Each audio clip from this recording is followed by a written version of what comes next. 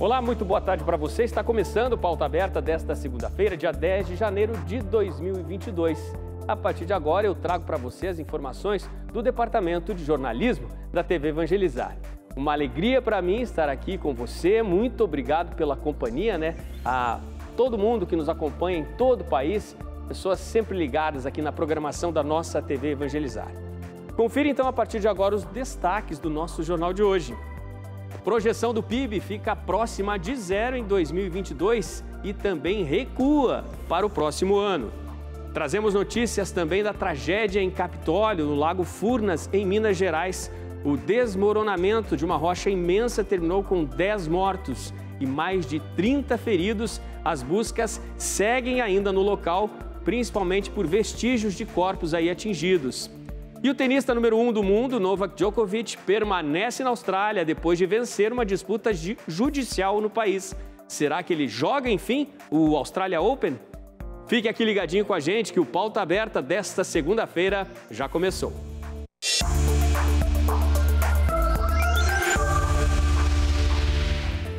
As projeções de alta do PIB brasileiro, mais uma vez, recuaram neste comecinho de ano. Os números do relatório Focus, divulgados hoje cedo pelo Banco Central, também apontam a taxa Selic se aproximando de 12% ao ano em 2022. As projeções de avanço do PIB brasileiro para este ano, que na semana passada indicavam 0,36%, recuaram. E de acordo com o novo relatório Focus, o segundo do ano, divulgado hoje, devem chegar a 0,29%. A pesquisa faz um levantamento com mais de 100 instituições financeiras do país sobre inflação, taxas de câmbio, números do PIB e outros. E a projeção para a taxa Selic também subiu neste último relatório. Deve chegar a 11,75% em 2022. Na semana passada, o relatório apontava a alta de 11,5%. A previsão da inflação para o ano mantém o mesmo patamar, uma alta indicada de 5,03% e segue pouco acima do chamado teto da meta. Como a meta central para 2022 é a inflação de 3,5%, ela oficialmente é considerada dentro do previsto se oscilar entre 2% e 5%. E apesar da inflação alta, já registrada em 2021 e essa previsão para 2022, os números, para o ano passado de caminhões vendidos dispararam no Brasil. A alta nos negócios apenas para o setor ficou acima dos 40%. Os números foram divulgados pela Fenabrave e revelam, por outro lado, que as vendas dos carros de passeio caíram. Veja na reportagem da Fabiana Fantucci. As vendas de veículos novos registraram alta de 10,5% em 2021, na comparação com os emplacamentos efetuados em 2020. Os dados foram divulgados pela Federação Nacional da Distribuição de Veículos Automotores, a Fenabrave. Só no ano passado foram comercializadas 3.400.000 unidades, enquanto em 2020 foram mais de 3.100.000 unidades. Porém, no caso dos automóveis, o resultado foi ainda menor do que em 2020. Foram vendidas mais de 1,5 milhão de unidades, uma redução de 3,6% em comparação com o ano anterior. Só no mês de dezembro, por exemplo, foram 156 mil emplacamentos, uma retração de 19,7% em relação ao mesmo mês de 2020. Segundo a Fenabrave, a justificativa para essa queda é a instabilidade na produção devido à falta de diversos componentes. Já quanto aos caminhões, o crescimento nas vendas foi expressivo, alta de 42,8% em 2021, com a comercialização de mais de 127 mil unidades, sendo que só em dezembro foram vendidas mais de 11 mil, aumento de 24,3% em comparação com o mesmo mês de 2020. As motos também registraram números positivos, foram mais de 1 milhão de emplacamentos no ano passado, 26,4% a mais do que em 2020. Só em dezembro, essa alta foi de 13,7%, com 112 mil unidades vendidas. E qual será a previsão para 2022? A Fenabrave prevê um crescimento de 5,2% do setor para todos os segmentos automotivos. No caso dos automóveis, a expectativa é de 2,9%. De Curitiba, Fabiana Fantucci, para a TV Evangelizar. Nosso assunto agora é a pandemia de Covid-19. O Brasil registrou nas últimas 24 horas, até ontem, 32 mortes a mais por Covid-19. Foram 1.753 novos casos confirmados também no período. A média diária com isso, depois desses últimos números, de novos casos registrados, subiu 118% nos últimos 14 dias. Está em 7.628 casos de média móvel. Se olharmos aí para o número de mortes, ela indica 98 por dia e um recuo de 26% se compararmos com o que era registrado há 2 semanas. E nessa batalha contra a pandemia, para derrubar estes números, a Prefeitura de Curitiba anunciou que antecipou o calendário para a aplicação da dose de reforço da vacina. Para reduzir o intervalo entre as doses, a Secretaria de Saúde de Curitiba antecipou a vacina de reforço para os dias 10 a 14 de janeiro. Cerca de 56 mil curitibanos foram convocados para tomar a dose de reforço contra a Covid-19. Entre esse público estão as pessoas que tomaram a segunda dose entre agosto e setembro do ano passado.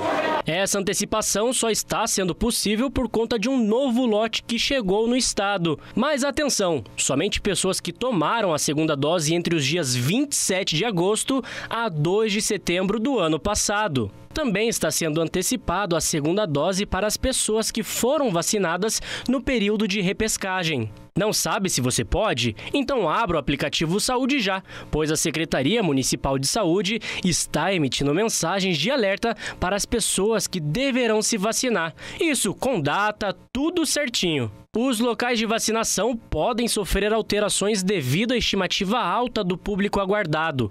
Então, antes de sair de casa, acesse o site Imunize Já e não deixe de tomar a sua dose de reforço. Curitiba, acelerando aí a vacinação de reforço.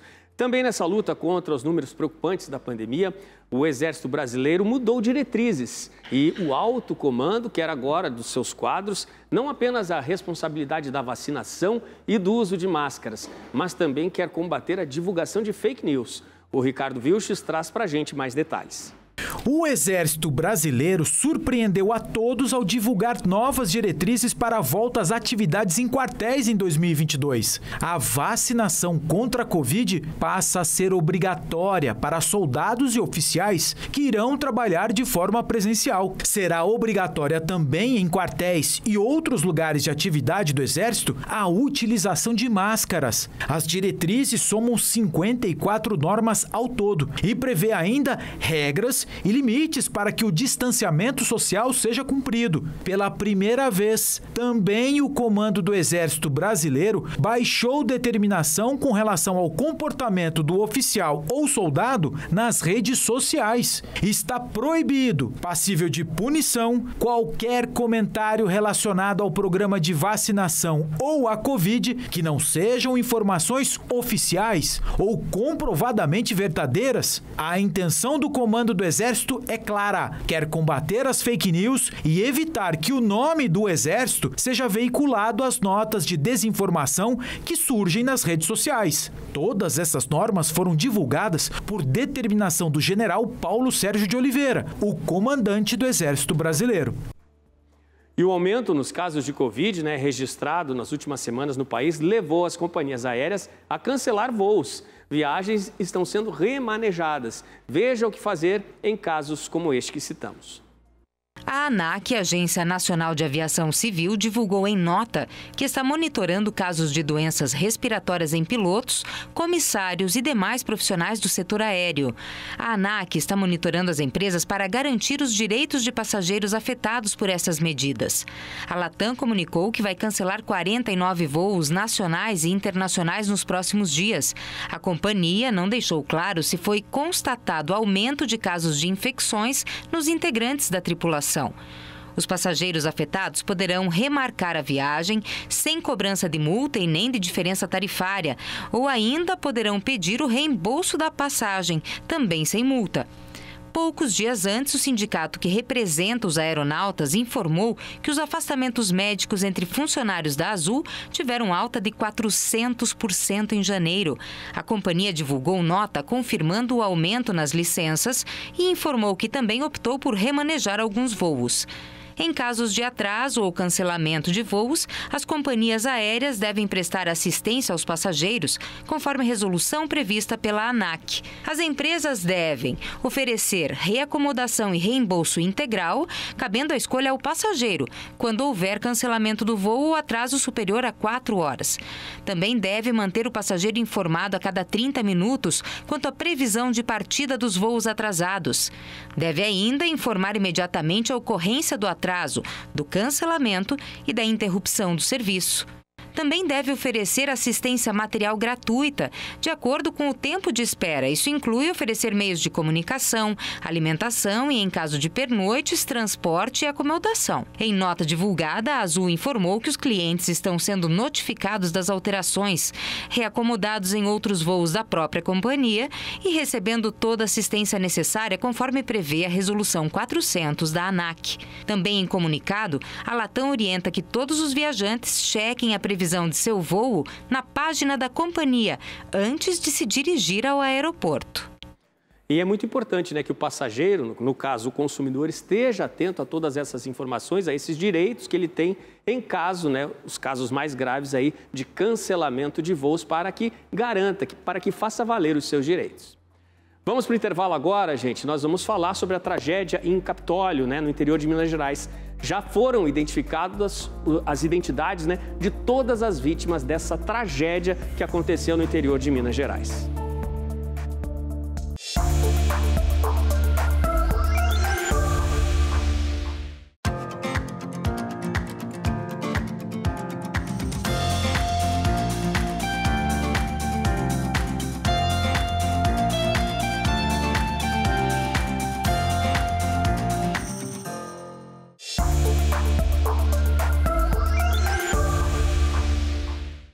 Pauta Aberta está de volta, ao vivo, para todo o Brasil, 4h45 da tarde agora. Eu quero dizer a você de casa, muito obrigado pela sua companhia. Nosso assunto agora, gente, é a tragédia em Capitólio, né, no interior de Minas Gerais. Na madrugada e na manhã desta segunda-feira foram identificados os corpos das 5 últimas vítimas dessa tragédia, né, que comoveu o país, né? E são identidades que ainda não tinham sido confirmadas, apesar de já encontrados vestígios desses corpos. Confira. As imagens que marcaram o fim de semana de tragédia no interior de Minas são essas. Do paredão que cerca o lago da represa de Furnas, se descolando e desabando em cima dos barcos que faziam o passeio sobre a represa. O local é também conhecido como Mar de Minas. O que se ouve segundos antes de a pedra atingir os barcos são gritos de pessoas de outras embarcações. Um apelo desesperado para que quem está ali embaixo deixe aquele local.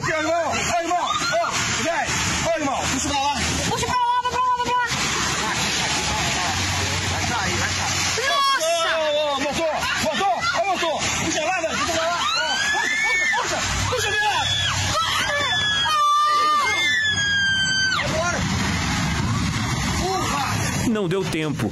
No total, 4 lanchas foram atingidas, 2 delas em cheio.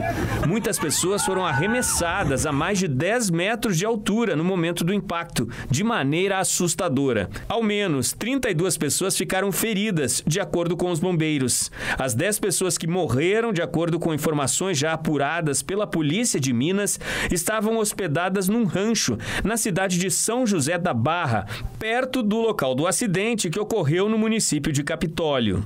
As 10 vítimas fatais, já todas identificadas, são Camila da Silva Machado, o namorado dela, Maicon Douglas da Silva, de 24, Marlene Teixeira da Silva, de 57 anos, Sebastião Teixeira da Silva, o marido dela, de 67.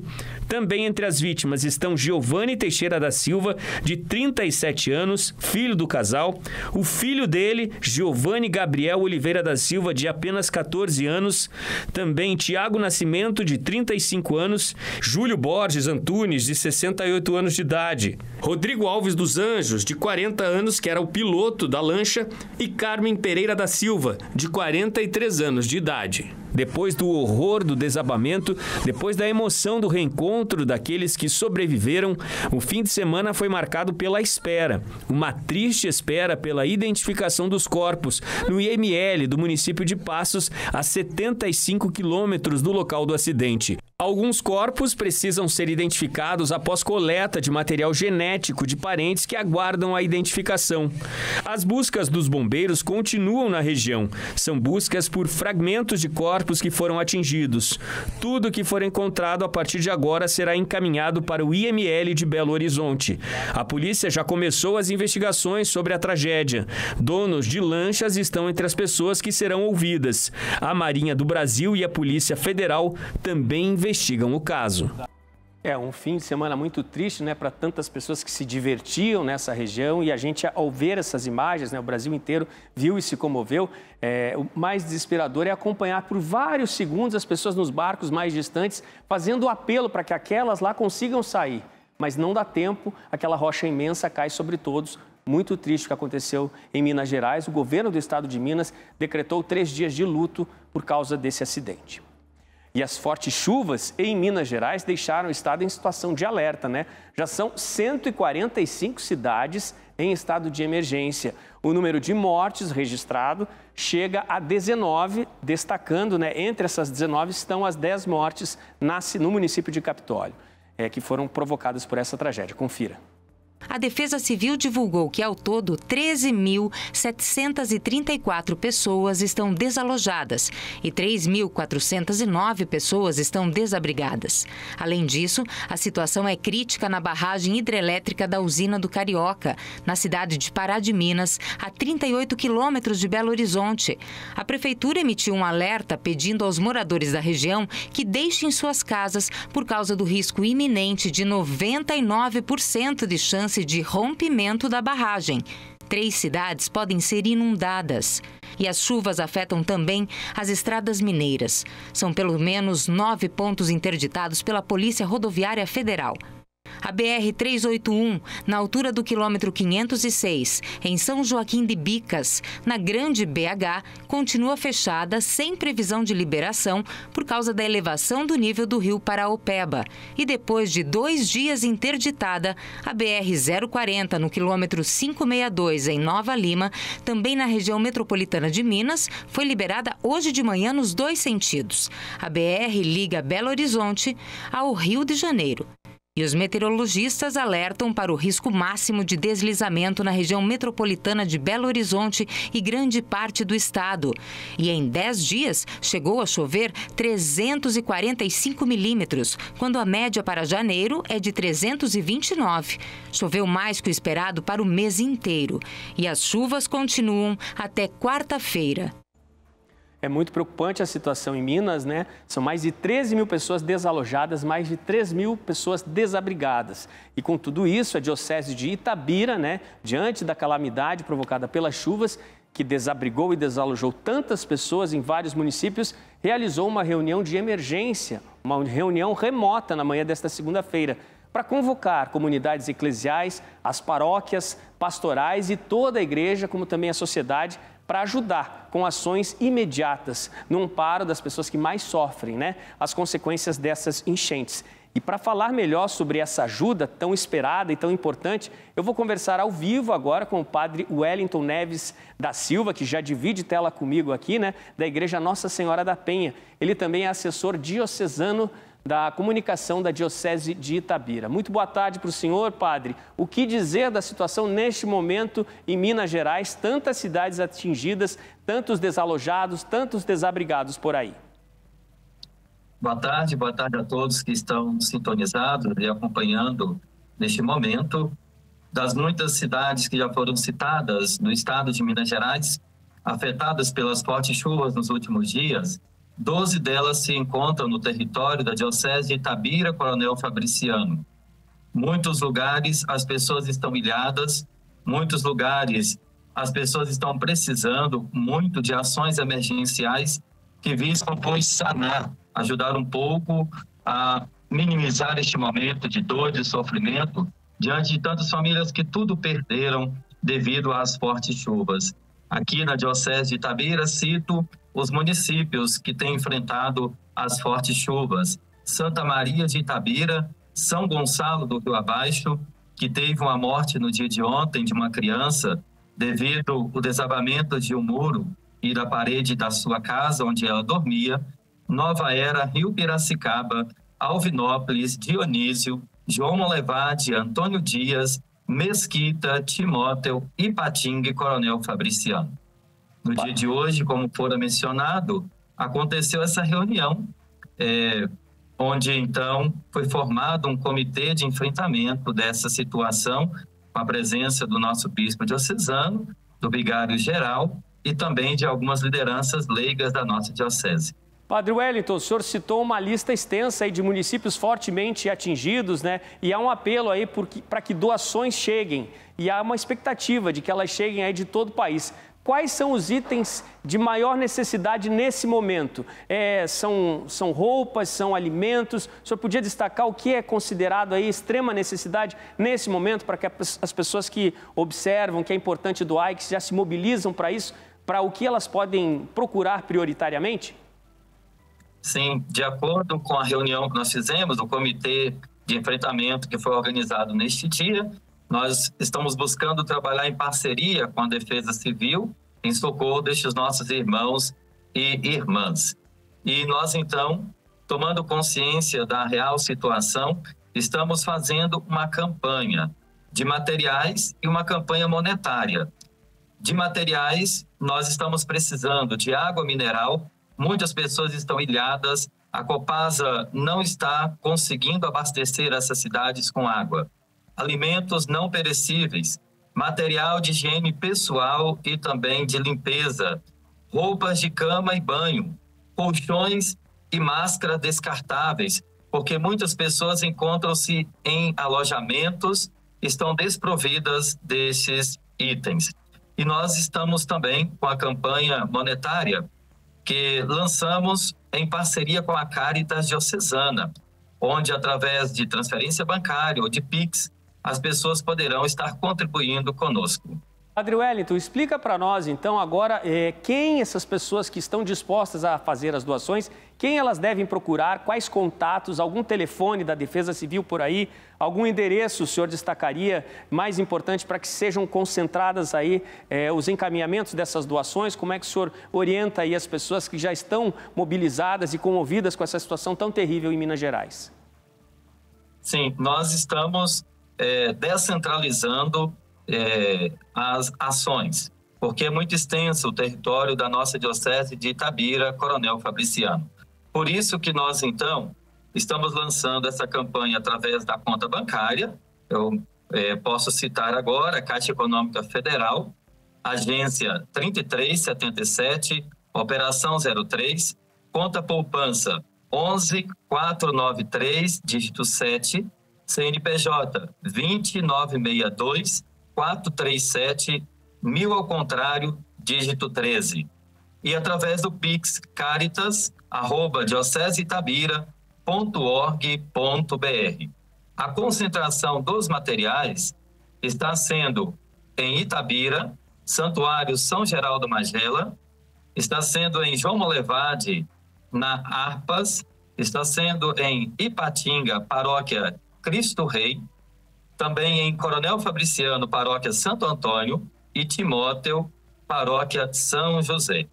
Para que vocês possam entrar em contato e maiores informações, poderão entrar em contato com a Cúria Diocesana da Diocese de Itabira, pelo telefone 31 3831 3614 ou 31 3831 3675. Padre Wellington Neves da Silva, muito obrigado pelas informações, por esse pedido que o senhor faz. Eu quero destacar aqui para quem está nos acompanhando todos os detalhes que Padre Wellington falou. Nós vamos preparar uma arte e discorrer com detalhes, endereços, telefones ao longo da programação da TV Evangelizar, para você que nos acompanha, para que você possa nos acompanhar, tá certo? Muito obrigado pelas suas informações mais uma vez, Padre Wellington. E agora a gente muda um pouquinho de assunto, né? Vamos falar do recurso do tenista Novak Djokovic. O sérvio Novak Djokovic, ele foi aceito e assim o tenista pode disputar o Aberto da Austrália. Veja os detalhes. O recurso do tenista Novak Djokovic foi aceito e ele vai poder jogar o Australia Open. A decisão do governo que cancelava o visto de Djoko foi anulada nesta segunda. O juiz Anthony Kelly, responsável pelo caso, ordenou a liberação imediata do tenista da detenção na imigração. O magistrado também sentenciou que o governo australiano será responsável por todas as custas do processo. Após a audiência, o governo da Austrália informou que vai recorrer da decisão. Vale lembrar que o tenista sérvio, que não tomou a vacina contra a Covid-19, teve o visto cancelado depois que tentou entrar no país com uma autorização de exceção médica para jogar o torneio. Desde a última quarta-feira, dia 5 de janeiro, o número 1 do mundo ficou retido em um hotel, que funciona como centro de detenção de imigrantes, até o dia da audiência. Bom, será que o tenista de fato vai participar desse torneio? Ele começa no dia 17 de janeiro, né, há uma semana ainda, e muita gente querendo que ele deixe o torneio, que ele não participe pelo fato de não ter tomado a vacina. Vamos aguardar os próximos capítulos. E o Pauta Aberta desta segunda está terminando, gente. Atentos aí nesse pedido de Minas Gerais para novas doações. A TV Evangelizar quer ajudar também nesse processo todo. Vamos passar todas as informações com relação aos locais, telefones, endereços para que os donativos cheguem o quanto antes a essas pessoas que tanto precisam. Eu me despeço de você, desejo uma excelente tarde, um fim de tarde. A gente volta a se encontrar amanhã aqui no Pauta Aberta.